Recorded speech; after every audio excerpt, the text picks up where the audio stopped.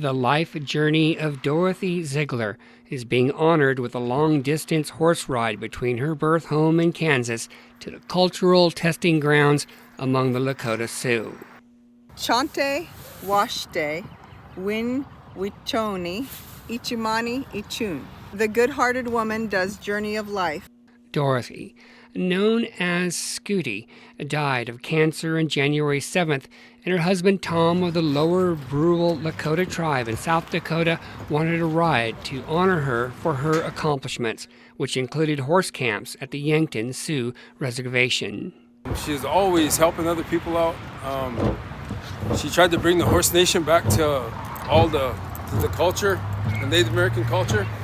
And like I said, she's always just pushing for health and wellness. Kelly Daniels, formerly of Auburn, met Scooty when she was unexpectedly given a horse to ride in the South Dakota long-distance ride in remembrance of the Wounded Knee Massacre. Daniels said she was not a horse rider, but reached out for advice and found Scooty herself had made the 9-day ride in the middle of winter.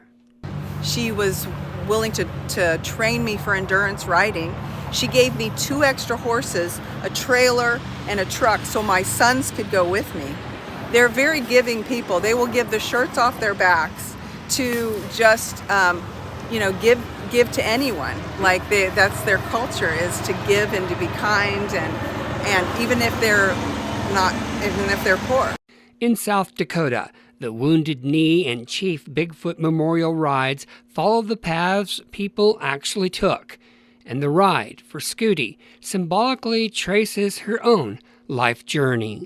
There's meanings to these rides based on the people and where their journey was. So her journey was between Potawatomi and Marty, South Dakota, because those were where her lives were. It's really important to honor the lives of people and to return to tradition. So tradition is the horse nation. And so Scooty was very much an amazing horsewoman, and she brought that back to the youth. That was her way of reuniting them with their traditions and who they were and where they came from. She said the young people were disconnected from a lot of tradition. In fact, it was illegal for them to sing their songs until the 1970s. They're still healing. They still have a lot that they're dealing with from intergenerational trauma. And so this is one of their ways of healing, is riding these horses for long distances. Tom Ziegler, who carries an eagle staff in honor of Vietnam veteran Francis Burney, said the ride is pushing about 30 miles a day. After stopping in Auburn on Wednesday, they switched to fresh horses at Nebraska City before going on to Union. Emma Trucco was among the people who learned to ride from Scooty and Tom.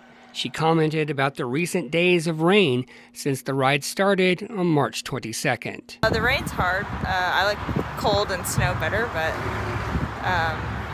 yeah, it definitely takes a toll on the body, but we have a purpose for the ride, so it makes it easier. Daniels said the ride has already been a success of endurance and honor. This ride particular is about healing.